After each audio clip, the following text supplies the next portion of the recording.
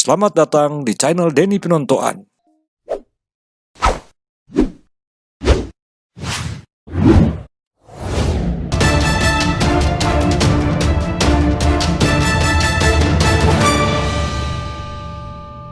Kali ini saya akan memberi komentar dan juga refleksi tentang sebuah film yang lagi viral sekarang, lagi ramai dibicarakan. Sebuah film pendek berjudul Tilik. Jadi kata tilik itu dari bahasa Jawa yang artinya menjenguk. Film ini diproduksi oleh Ravacana Films Yogyakarta dan kemudian penulis naskahnya adalah Bagus Sumartono. Pertama kali film ini dirilis tahun 2018. Tapi di YouTube, di mana saya menonton film ini baru dirilis beberapa minggu terakhir tahun ini. Nah, film ini ya untuk penilaian sementara menurut saya menarik sekali, bagus dari banyak hal tentu, para tokohnya yang berperan, kemudian dari segi cerita dan tentu dari segi sinematografinya. Nah, ya tentu ini karena dikerjakan oleh orang-orang yang profesional di bidang sinematografi. Tapi saya ingin memberi komentar tentang pertama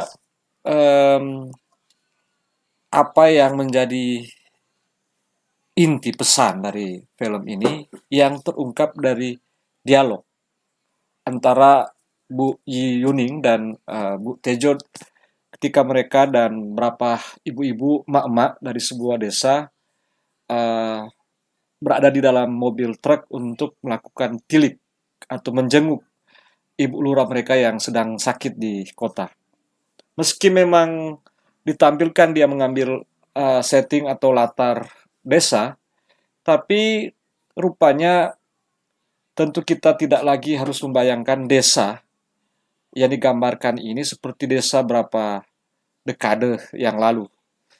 Desa yang mau ditampilkan di film ini adalah desa modern, desa di mana orang-orang sudah sangat akrab dengan teknologi digital, gadget, internet, lalu kemudian media sosial dan lain sebagainya. Termasuk ibu-ibu yang ada di mobil truk itu dan kemudian dua tokoh yang sangat menonjol di dalam perjalanan yaitu Ibu Yuning dan Ibu Tejo. Nah, mereka sangat akrab sekali dengan internet, medsos, dan kemudian menerima dan berbagi informasi di um, perangkat telekomunikasi itu. Nah, termasuk misalnya mulai dari ketika percakapan dimulai di mobil truk itu, Bu Yuning menyebut WhatsApp misalnya dalam kaitan dengan bagaimana dia mau menyampaikan tentang ibu lurah mereka yang sakit dan kemudian uh, ingin mengatakan bahwa ibu-ibu itu sudah akrab dengan media sosial dan katanya punya grup WhatsApp sendiri. Dan yang menarik sebenarnya yang paling menarik dari film ini dan itu ditampilkan sepanjang perjalanan dari desa kemudian menuju ke kota di mana rumah sakit di mana ibu lurah dirawat antara Bu Yuning dan Bu Tejo. Nah, digambarkan dalam film ini Bu Yuning ini seorang yang skeptis, seorang yang bolehlah mau dibilang orang yang kritis terhadap informasi-informasi yang beredar melalui media sosial. Tapi si Bu Tejo yang sepanjang perjalanan dia yang banyak sekali bergosip, percaya dengan berita-berita di internet. Nah, termasuk ada satu tokoh yang nanti muncul paling terakhir dari film ini, yaitu Dian, seorang perempuan muda, katanya dia berparas cantik, tapi belum menikah.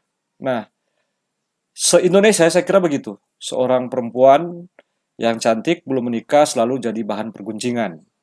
Dan ini tentu menggambarkan cara pandang masyarakat kita, entah dia laki-laki ataupun perempuan, tentang perempuan yang sudah waktunya menikah sebenarnya, tapi belum menikah, apalagi oleh masyarakat itu eh, menilai dia atau menganggap dia menonjol dalam hal kecantikan. Itu sangat bias sebenarnya, tapi begitulah masyarakat kita.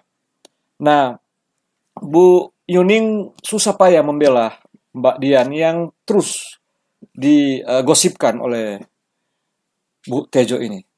Dia bilang si Mbak Dian perempuan yang eh, nakal di kota, di mall, dia berjalan dengan laki entah siapa, atau mungkin dengan om-om, bapak-bapak, dan si Bu Yuning selalu berusaha membantah itu dengan antara lain argumennya bahwa informasi yang beredar di internet itu jangan semuanya langsung dipercaya. Sudah perjalanan mereka um, cukup uh, di didominasi oleh dialog-dialog yang sangat luar biasa dari segi film tentu, dan ada satu adegan yang menjadi bumbu dari film itu, yaitu ketika di satu tempat mereka di dihadang oleh seorang polisi karena mobil truk yang terbuka tentu menurut aturan tidak boleh memuat penumpang.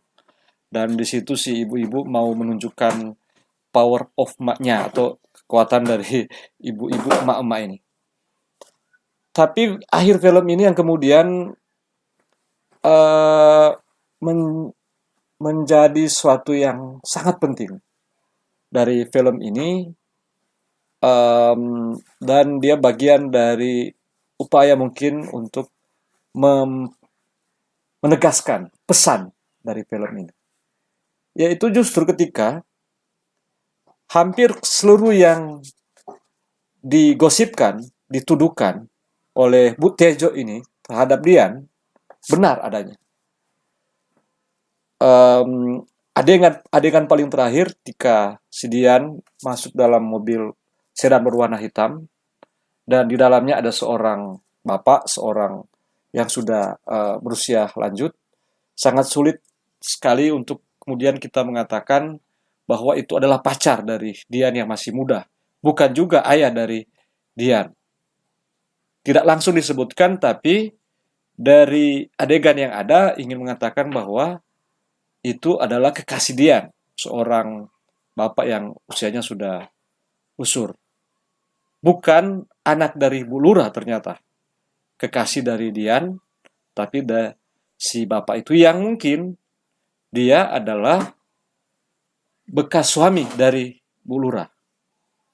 Nah, jadi dengan adanya adegan ini sebenarnya ingin mengatakan bahwa apa yang dipikirkan, apa yang digosipkan tadi oleh Bu Tejo benar, bahwa Dian seorang perempuan muda, cantik, belum menikah, dan dengan demikian dia punya potensi untuk menjadi perempuan dalam tanda kutip perempuan gampangan lah begitu menurut kebanyakan orang.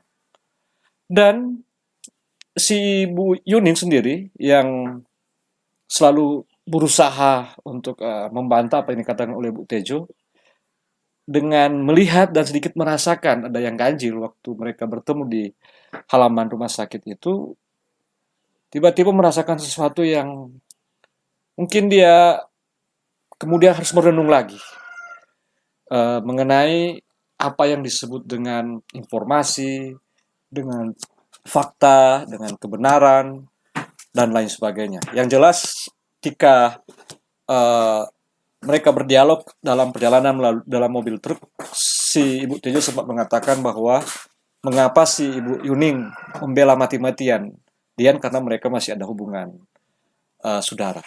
Nah, film ini dibuat tahun atau dirilis tahun 2018, dan masa itu sampai sekarang tentu apa yang disebut dengan hoax, dengan ujaran kebencian, yang kemudian semakin banyak orang yang akrab dengan gadget, dengan media sosial, dengan internet, yang oleh pemerintah atau oleh siapapun yang prihatin dengan kondisi ini bersusah payah mengkampanyekan, memberi edukasi tentang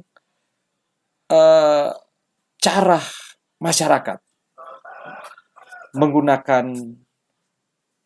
media sosial, menggunakan perangkat-perangkat teknologinya, dan lain sebagainya. Bahwa hati-hati menerima, menyebarkan informasi yang tidak valid, tidak terverifikasi. Karena bisa saja yang kita sebarkan, kita terima itu adalah hoax, berita palsu. Dan itu besar masalahnya. Mulai dari pribadi tentu, dalam keluarga, masyarakat, dan sudah ditunjukkan bahwa ada pengerahan massa yang besar hanya karena menerima informasi hoax yang tersebar secara cepat melalui media sosial, melalui grup-grup chat, messenger, dan lain sebagainya. Tapi film ini rupanya, dan memang tepat ya hadir dalam konteks ini, menekonstruksi tentang itu justru. Bahwa pada suatu pihak, seolah-olah Bu Tejo yang menerima informasi melalui media sosial tentang Dian benar adanya. Jika di dalam perjalanan di atas mobil truk itu dia menunjukkan foto Dian dari HP kepada ibu-ibu yang lain. Dan sikap kritis, skeptis, sikap berhati-hati dari Bu Yuning oleh film ini seolah-olah mau dikatakan meski secara tidak langsung tidak selalu benar.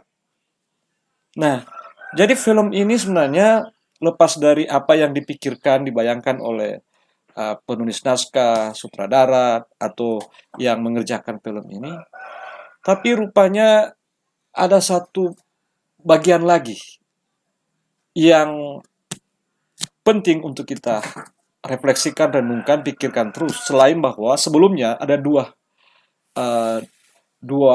hal yang katakanlah dia agak satu di kutub A yang sangat ekstrim dan satu kutub B. Satu menyebarkan hoax dan percaya pada hoax. Satu diminta untuk satu sikap itu diminta untuk tidak selalu percaya dengan informasi-informasi yang beredar. Tapi yang ketiga ini, dan ini kemudian memicu kita untuk memikirkan lagi,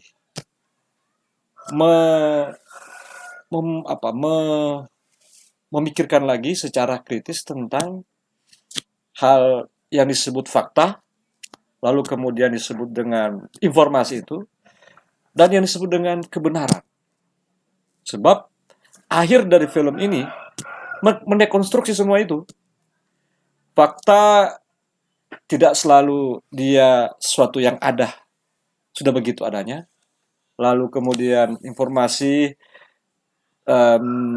sudah kita ketahui bahwa banyak yang disebut berita tapi hanya informasi, dan banyak informasi yang tidak benar isinya. Tapi yang satu ini, yaitu soal kebenaran, bahwa yang selama ini kita anggap benar dalam hal bersikap terhadap teknologi digital ini, yaitu bersikap kritis, skeptis, belum tentu benar. Dan seolah-olah film ini mau bilang bahwa itu juga tidak selalu benar. Tapi juga dengan cara atau dengan sosok seorang Bu Tejo yang begitu yakin percaya bahwa si Dian ini perempuan yang harus diwaspadai karena dia kemungkinan besar tidak seperti yang kebanyakan mereka bayangkan bermoral dan sebagainya, seolah-olah benar adanya.